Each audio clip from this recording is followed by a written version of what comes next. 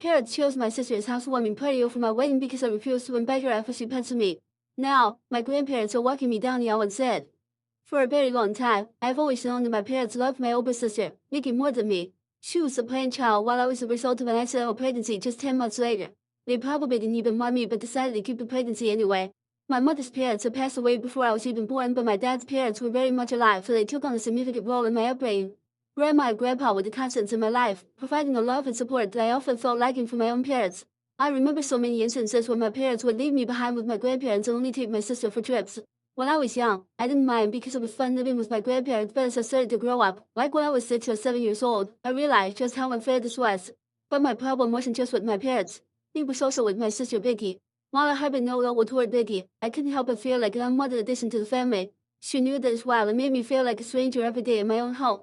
She would always compete with me for everything, be it about grades, attention from my parents, or even the smallest accomplishments. It felt like a constant battle for validation, and I was always on the losing end because my parents preferred her always. As a result, I would feel really inferior and we never quite saw eye to eye. Our relationship seemed more like a perpetual contest, with her consistently coming out on top. On one occasion, she wanted to be friends with a group of girls, but because she was nerdy, she was afraid to approach them. One of the girls and I had our classes today, so she introduced me to the rest of the group and we all would hang out together. Vicky was so jealous of us that she made my parents talk to me about including her also whenever I was hanging out with them. I tried to fight, but my mother called me selfish while my dad said she was my sister and I should look after her. Begrudgingly, I agreed and introduced Vicky to the rest of the girls. Now Vicky doesn't really have a lot of friends, so she can come off as overenthusiastic, so she would constantly try to impress the girls in our group, often coming across as intrusive. Despite her efforts, she struggled to find a place among them, and the awkward tension between Vicky and the other girls was always palpable. For example, one of the girls had a crush on a guy, so Vicky took it upon herself to approach the guy and let him know that the girl liked him. He laughed because he was not interested in men and told everyone about it, which embarrassed the girl. After this, the girls told me very firmly that they didn't want me to bring Vicky with me to our hangouts, so I agreed. However, Vicky wasn't having it. She threw a tantrum when she found out that the girls wanted nothing to do with her and went to our parents insisting that I should not hang out with these mean girls either since I was her sister and I should stand up for her. I refused and told her that it was her own fault that they didn't want to be friends with her, but my parents as usual supported her. They lectured me about how Vicky had no ill intentions and that I should try to convince the girls to forgive Vicky, but that if they didn't, I should cut them off also. I refused and put my foot down. I like hanging out with them and unlike Vicky, I wasn't going to jeopardize my friendship in any way. I told my parents that I had enough, it wasn't up to me to find friends with Vicky. My parents were pissed and gave me the silent treatment for weeks, but I'm glad I stuck to my guns. This group of girls that continue to be my friends till today are basically like my sisters. I have cried with them, laughed with them, and shared some of the most meaningful moments of my life. However, at that time, it was really hard for me to stand firm in my decision. There were moments when doubt crept in, when I questioned whether I had made the right choice in prioritizing my own happiness over what they wanted. This was not the only reason Vicky grew to hate me. There was also another incident of a boy. She had a crush on a guy and I had no idea about it. He and I would sit together for some classes because we were friends. He tried to ask me out for junior prom, but I declined politely since I was already going with someone I liked. Later, when Vicky found out, she made a hue and cry about it, telling my parents how I always take things she wants and that I was knowing me flirting with the guy for months. She called me a bunch of nasty words which no one should say to their own sister and told my parents how she wished I was not her sister. My mother sided with her, telling me how it was wrong of me and that as a sister I should respect girls' code. I tried telling them that I wasn't even interested in the guy and had declined his invitation, so she was afraid to ask me if she wanted, but Vicky refused to let it go. Looking back, I think she knew the guy would have protected her anyway, so she just wanted to take her frustration out on me since he asked me instead of her. Once my dad took me out for ice cream, telling me that he wanted to spend some father-daughter time with me. Now this never happened, so I was really pleased. However, he started asking me a bunch of questions like if me and my boyfriend were being careful, if my boyfriend came from a good family, or if my boyfriend and I ever did drugs. I was taken back by his line of questioning and asked him what he meant by all this. This is when my dad revealed that Vicky had been making up stories and telling my parents for months that I was doing drugs and drinking alcohol with my boyfriend. This was a complete lie, and I showed my dad my phone to him to verify that Vicky was lying. Later, when my dad confronted her about all the lies, she tried to justify that no one our age just hangs out with a guy and that I was hiding things from everyone. I was so pissed that I yelled at her for trying to make unnecessary drama and told her that it wasn't my fault that she had no one to date, but that she needed to keep her nose out of my business. Vicky didn't like it and punched me. This happened out of nowhere since he had never been physically violent before. My nose started bleeding as I fell down on the ground, clutching my face in pain. My parents rushed me to the emergency room and all the while they were pleading with me to not file a police complaint against Vicky. They kept saying how it would ruin her life while I was sitting in the backseat clutching my face. Vicky didn't even care, nor did she apologize. Later, when the nurse asked me about the incident, I told her the truth that she called CPS. My parents were furious with me for involving CPS, viewing it as a betrayal of family loyalty. In their eyes, Vicky's actions were dismissed as a mere incident, an isolated incident that should not warrant such drastic intervention. They pleaded with the authorities, insisting that Vicky was not a danger to me and that her actions were out of character. In the end, Vicky was let go, but they warned my parents that they would keep a close eye on my situation in case any other accidents happened with me. As you can imagine, Vicky was really shaken up, and so were my parents. Later, my parents told me that they were disappointed in me for trying to ruin my sister's life. My mother started to cry and told me how I was tearing the family apart by involving outsiders. My father's disappointment was palpable, his words heavy with reproach as he questioned my decision to escalate the situation. I told him firmly that I wanted Vicky out of my life, and he agreed. I did feel guilty involving the authorities, but for the first time, I felt safer in my own house once Vicky had been formally warned. My parents had a separate conversation with her, and since that day, she stopped talking to me altogether. I very much preferred this over her constantly hovering around me or trying to insert herself into my life. When my grandparents found out about this incident, they asked me to pack my bag so I could live with them for the remainder of high school. They informed my parents who did not protest much, so I left to live with my grandparents. Unlike my parents' place, I felt safe and up here. The remaining days of high school went well, and I made lasting memories with my friends. My parents never once visited me or called me throughout all that time. I knew they were happy with their beloved daughter, so I never tried to contact them, even though it hurt me that they could so easily describe me like I was nothing. When I was graduating high school, my parents only showed up to cheer for Vicky. They didn't even congratulate me or approach me, and it felt like I was just a stranger to them. However, my grandparents were there and scolded my parents for being so blatantly obvious about their favoritism. I don't know what my grandfather told them, but my dad later approached me awkwardly and congratulated me. Later, I found out that I was accepted into a good college with a full scholarship. I was so happy about it because I was dreading asking my parents for any financial help. I informed my grandparents about this, and they offered to take me out to a nice restaurant for dinner. After dinner, my grandmother posted pictures of me on her Facebook account, writing a long caption about how proud she was of me for being such an exceptional student. Our relatives soon found out about it, and they chimed in congratulating me. I guess some of them might have reached out to my parents who had no idea about all this. Instead of feeling happy about it, my mother called to tell me the next day that Vicky had locked herself in a room, crying, because she had not been accepted yet by any college, and I was knowingly trying to make my sister feel bad about her grades by talking to all our relatives. She told me how this was all my fault because Vicky was apparently depressed after the CPS incident, and I had pushed her into bad grades. I was so unbelievably heartbroken that my own mother could blame me for such a thing. That was the last time I ever talked with her for a very long time. My grandparents helped me move into my college dorm. During my high school boyfriend's college being far away from me, we had broken up, so I went into college single and ready to embrace the next chapter of my life with newfound independence and determination. The breakup had been difficult, but I was excited to meet new people. This is where I met Rob. He and I were both freshmen, and we both spent half of our days in the library. Rob was unlike anyone I had ever met before. His quiet demeanor and studious nature mirrored my own, and we quickly found common ground that I shared love for academia. As the weeks turned into months, our friendship blossomed into something deeper, and I realized that I had developed feelings for Rob that went beyond mere friendship.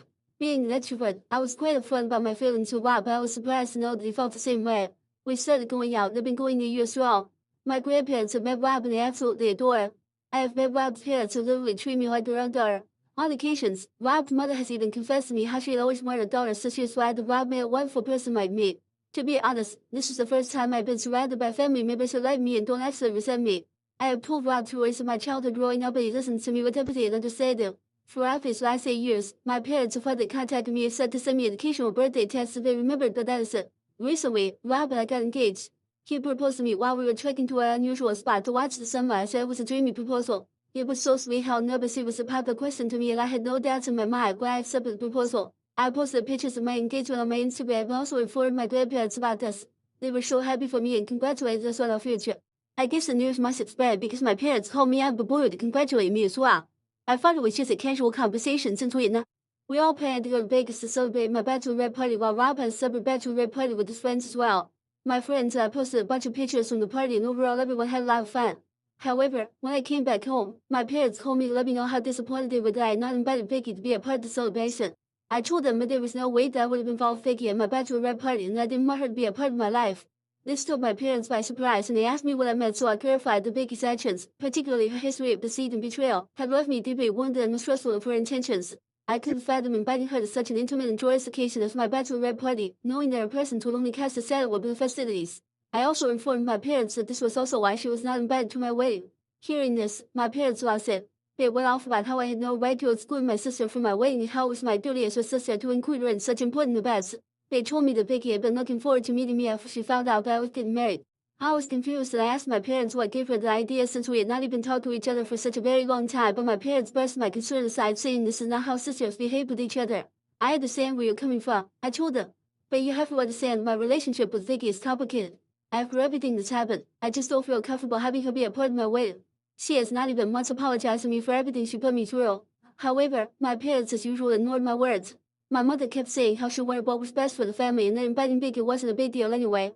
My dad insisted that our relatives would talk about why my sister wasn't invited and this would cast a negative light on my way. However, I knew better than to yield to their demands, so I did not relent to them. I told them that I was okay with people talking behind my back and questioning my character as long as I was surrounded by people I liked and trusted during my wedding. My mother then asked if my fiancé would be okay with this, and went on to tell me how my in-laws were going to judge me for being so unbelievably cruel as to exclude my own sister from my wedding. I laughed and informed my parents that my fiancé and in-laws knew about my family dynamics and none of them would even care if Vicky was present or not. They urged me to reconsider, emphasizing the importance of family unity and forgiveness. But I remained steadfast in my resolve, unwilling to compromise my own sense of well-being for the sake of appeasing others. In the end, we agreed to disagree, each of us holding on to our own perspectives, and my parents told me how they needed to send things over, and we ended our conversation there. I did inform my grandparents about this as I felt a bit guilty for standing up for my parents, and they completely had my back. My grandparents told me that I should not force myself to invite anyone I didn't want there, and that my parents were as usual trying to guilt trip me. Since this conversation, I've been feeling a bit better about my decision and got distracted with my wedding planning since my wedding is fast approaching. Last week my dad called me to let me know that it's all on the heart and that he and mom would no longer be attending a wedding. Before I could even react, he went on to say that this also meant that he would not be walking me down the aisle. I asked him if it was a specific reason why, and he informed me that Vicky was going to be moving to a new place soon, which my parents had helped her find, and since I was going to be excluding her from the wedding, she had decided to host a housewarming party the same day so they would be attending that instead of my wedding. I felt a mix of shock and disbelief wash over me as I processed my father's words. The realization that my own sister's housewarming party took precedence over my wedding was a bitter pill to swallow, exacerbating the sense of hurt and betrayal that I always felt for years. I simply told him that I understood and I hung up the call. Although I tried to act brave in front of my dad, deep down, the pain of rejection cut deeper than words could express. When I informed Rob, he was furious about how insensitive my parents could be after they were the ones who had insisted on being invited. He was the one who gave me the idea that I should ask my grandfather since he and his grandmother were basically there in my life more than my parents. I agreed, so I called on my grandparents and asked them if they would be willing to walk me down the aisle on my wedding. Tears welled up in my eyes as I spoke, overcome with emotion at the thought of how much it meant to me. You and Grandpa have always been there for me, I said, my voice choked with emotion. You've been more than just grandparents to me, you've been my parents. And I can't imagine anyone else I'd rather have by my side on my wedding day. My grandparents didn't need to hesitate before saying yes. They told me how honored they would be to walk me down the aisle, and unlike my parents, they would not disappoint me. Their words reassured me, and in that moment, I felt a profound sense of peace and contentment wash over me. With my grandparents by my side, I knew that I had family who loved me unconditionally and accepted me for who I was, flaws and all. I also talked to my in-laws about this, and Rob prepared to assure me that they did not care if my parents didn't attend, and that regardless of their attendance, they were delighted to witness and support our union. My wedding is in 2 days, and today I woke up to several missed calls from my dad. I called him back thinking it was an emergency, and when he picked up, he asked me if it was true that my grandparents were walking me down the aisle. I told him yes, it was true, and then my dad went off about how disrespectful this was to have asked my grandparents. I reminded him how he was the one who had declined to come to my wedding, so I didn't see why he was so upset. My dad went on to yell at me about how he and mom were just trying to make me see the wrong of my ways and that they felt that by declining the invitation, it would teach me a lesson. He went on to say how it was he and mom who had raised me and paid for my food and education, so my grandparents had no right to replace them. I tried to reason with him, explaining that my grandparents had been there for me in ways he and mom never were, but he wouldn't listen. He also told me how I'd done nothing but alienate everyone from me and this was all my fault. Since this conversation, I've been wondering if I really did something wrong here. Either for asking my grandparents to walk me down the aisle. Update 1. Wow, I did not expect so many people would comment on my post. I have seen a lot of advice and suggestions on how I should approach the situation. I do agree that I need to cut off my parents permanently because their constant back and forth is exhausting and is starting to affect my mental health. I don't want them in my life when they are consistently showing me that Vicky is always the first priority. My parents were indeed selfish and I have known them for a long time. However, how can a child just stop loving his slasher parents? It's a much easier thing to say, but it's very difficult to actually do it. However, for my mental peace, I have no choice but to do this so I can enjoy my wedding tomorrow. Update 2. Sorry for the lack of update this past month, but I have been quite busy since my wedding. First of all, yes, my wedding went quite well, with my grandparents by my side as I walked down the aisle. Despite the absence of my parents, I felt a deep sense of joy as I exchanged vows with Rob, committing to spend the rest of our lives together. My girlfriends and I danced the night away. I can't begin to describe how important it is to stay in touch with your childhood friends no matter what, because sometimes they are your chosen family. During the reception, I did feel a twinge of sadness at the realization that my parents were not there to share in the special moment, especially as I watched Rob's parents and cousins giving speeches to him. However, I took solace in the knowledge that I had made the right decision for myself, prioritizing my own well-being and happiness. Some of my girlfriends did speeches, sharing memories of our experiences and the bond that carried us through both good times and bad.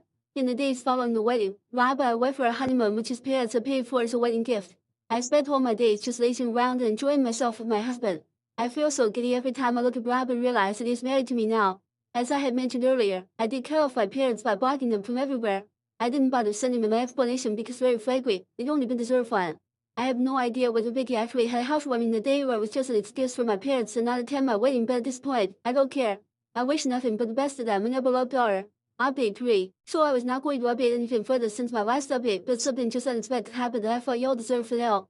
I haven't checked my email in the past month because I was busy with my wedding honeymoon, but today as I was sorting through the emails, I found an email from Vicky. I don't even know how she found out my email address and I was completely taken back.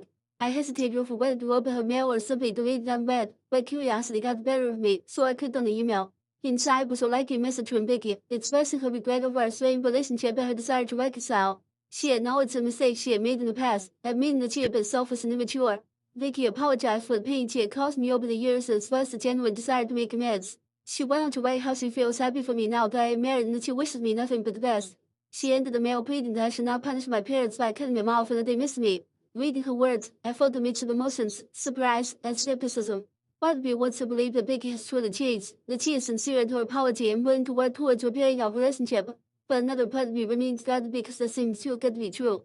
However, regardless of what she has written, I know for sure my parents all miss me because if they had, they would not have treated me this way all these years.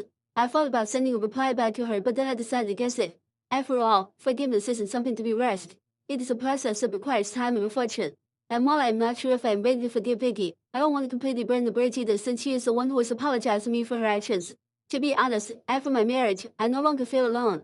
I have learned to recognize that I have my loving husband by my side, supportive friends, and the unwavering love of my grandparents. And with their support, I know that I can navigate whatever challenges lay ahead, without ever needing Vicky or my parents in my life. I have also looked into it and I found a good therapist with whom I booked my first appointment. I have taken the steps so I can address and resolve any wounds from my past and heal from them.